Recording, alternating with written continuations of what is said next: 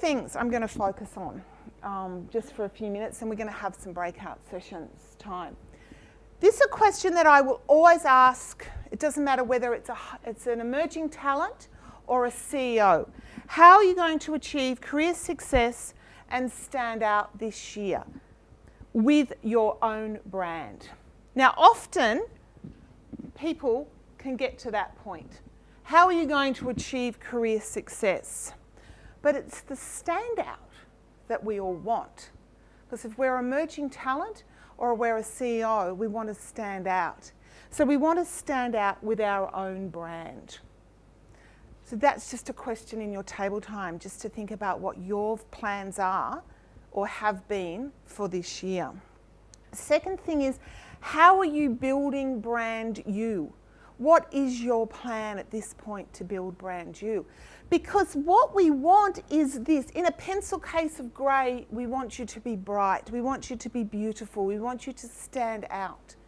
So what are you doing to build brand you?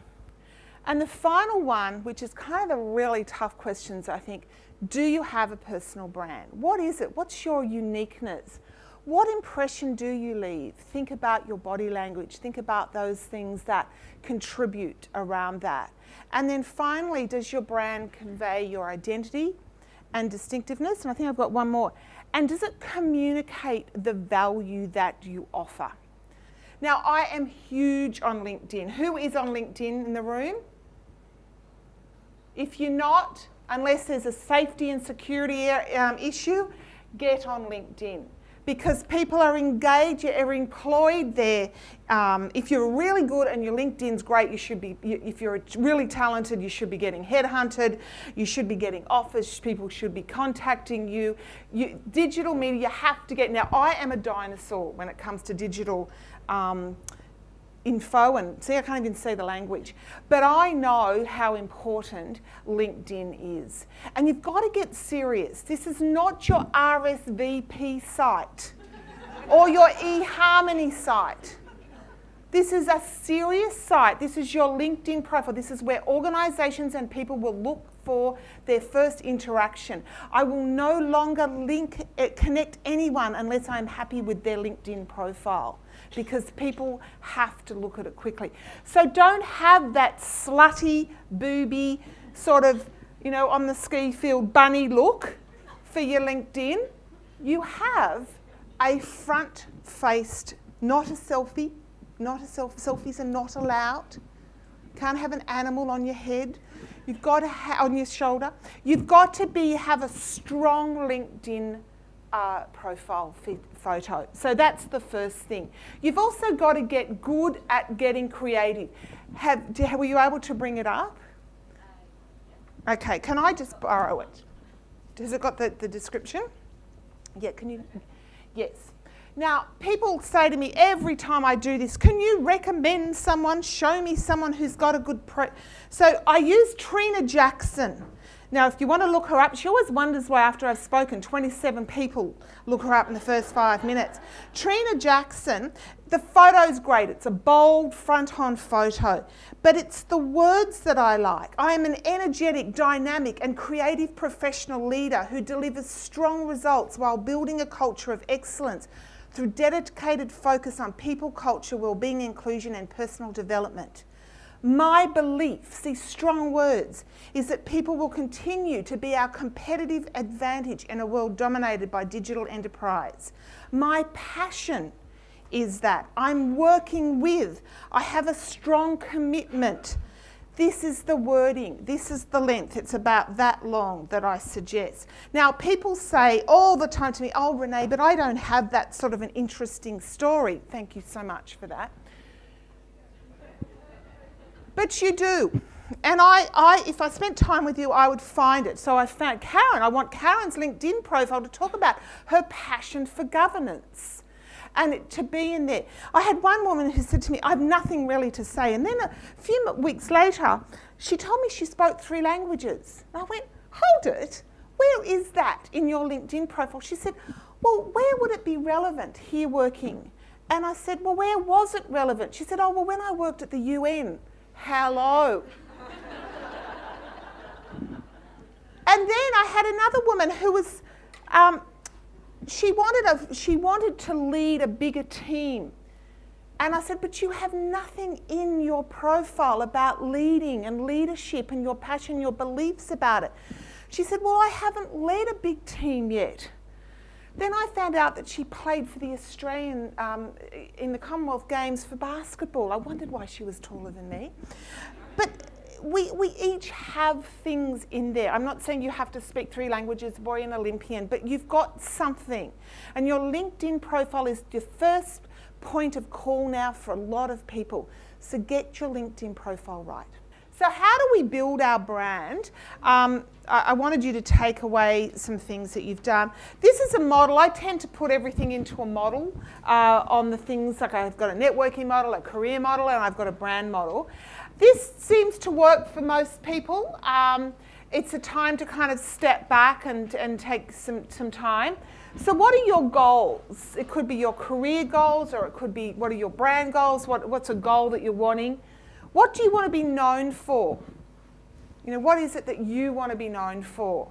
What's your current identity? You know, what is it that, how would people describe you now? Now we're starting to get it a bit harder. What are your points, you know, what's your points of difference? What's the uniqueness about you? What strengths do you want to use? Kind of where are you going to start to build on those strengths? Does your brand link to your passion and values? Really important, because it has to. How will you be seen? You know, what is it that people will see, you know, when you're not in the room, for example? What's your storytelling? And how do you build those skills, and how do you reintroduce yourself? So because I don't know anyone here really well in the room, what I'm going to do is just take you just briefly with something that I've been working on. It's been a work in progress. Anyone that knows me, anyone that's worked with me, I have 2 brands. Well, I'm a director of the company, but I'm an executive coach. But I have a huge passion for women. So I do a lot of work in the women's space. And if someone has been on a workshop, if you met and say, oh, Renee, yes, she ran a workshop for us here at Westpac or at Coke or wherever I am. And, you know, she has this kind of, she brings funny videos in and da-da-da. So they kind of have that. But it's always very much in that women's space. And that's really how I built my business. 15 years ago when I started, I realised that I needed a point of difference. I couldn't just go in just as a coach.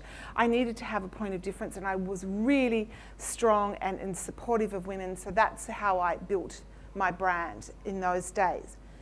But that came under the diversity arm. And now diversity is much bigger than just women or gender. It's a broader thing. So we have disability, we have LGBT, we have the ageing, we have cultural, we have all sorts of things. So I knew a few years ago that I needed to change my brand, because I didn't want people to be introducing me. If it's at an all-women's event, I'm very happy, but I would have a different intro if I was in a non-gender specific event. So my goal was that I had more knowledge, I had more, I was known for more than gender in that diversity. I wanted to be known for someone who led the charge, led the difference, campaigned, was a thought leader, an innovative writer on diversity. My current identity, I had no problem with that. I knew exactly what that was. My points of difference were interesting because I felt that I couldn't just do this alone. There was a wonderful woman, Jane Council, who was stepping out of Westpac, and I quickly caught up with her and said, why don't you come and join my team? I want this team to be the best diversity team, so come on board. So there was my point of difference. I had someone who knew more than me, and I learned very early in my career, always have someone near you that's better than you, because you learn faster, your life is easier because you've got someone who's smarter and better than you are, and I always embrace that. What strengths did I want to use? I was using all of my strengths. In the Gallup language, I'm a futurist, I'm a forward-thinking person, I'm a maximizer, I like to be a perfectionistic on things.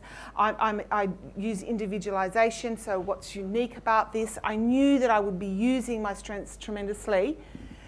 Does it link to my passion and values? Absolutely, absolutely. The whole diversity piece I'm hugely passionate about. How will it be seen? I'll be seen when people phone me and ask me, Renee, we need to talk about inclusive leadership. We need to do something on unconscious bias. We want to do something in the cultural space. That's when I knew. That's when I knew.